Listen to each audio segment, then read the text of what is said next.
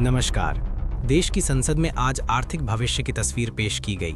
वित्त मंत्री निर्मला सीतारमण ने केंद्रीय बजट 2026-27 प्रस्तुत करते हुए साफ संदेश दिया कि भारत अब सिर्फ संभल कर नहीं बल्कि तेज रफ्तार से आगे बढ़ेगा। ये बजट विकास, रोजगार और आत्मनिर्भर भारत की मजबूत नींव रखने वाला माना जा रहा है। सरकार ने इस बार इंफ्रास्ट्रक्चर को विकास की रीढ़ बताया है।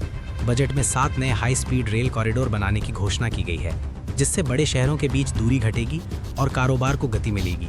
इसके साथ ही सड़कों, रेलवे और लॉजिस्टिक्स को मजबूत करने के लिए पूंजीगत खर्च बढ़ाकर रिकॉर्ड 12.2 लाख करोड़ रुपए कर दिया गया है। सरकार का मानना है कि यही निवेश आने वाले वर्षों में लाखों नए रोजगार पैदा करेगा।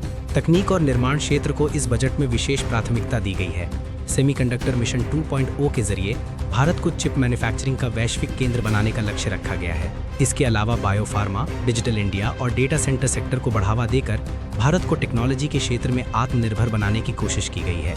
किसानों के लिए भी ये बजट उम्मीदों से भरा हुआ है। कृषि क्षेत्र के लिए 1.63 लाख करोड़ रुपए का प्रावधान किया गया है। आधुनिक खेती, नई तकनीक और उच्च मूल्य वाली फसलों पर जोर देकर किसानों की आय बढ़ाने की बात कही गई है। सरकार ने 2 टूक कहा है कि जब तक गांव मजबूत नहीं होंगे तब तक देश पूरी तरह विकसित नहीं हो सकता। महिलाओं और युवाओं को इस बजट में केंद्र में रखा गया है।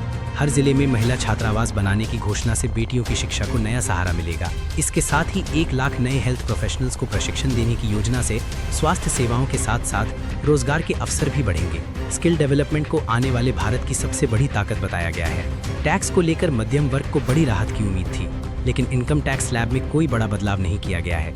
हालांकि टीडीएस और टीसीएस नियमों में कुछ राहत दी गई है। सरकार का कहना है कि टैक्स सिस्टम को और सरल और पारदर्शी बनाया जाएगा ताकि आम नागरिक को कम परेशानियों का सामना करना पड़े।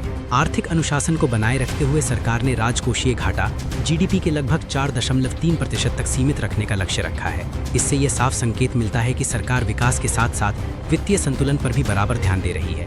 बजट पेश होने के बाद प्रधानमंत्री नरेंद्र मोदी ने इसे विकसित भारत की दिशा में एक मजबूत कदम बताया।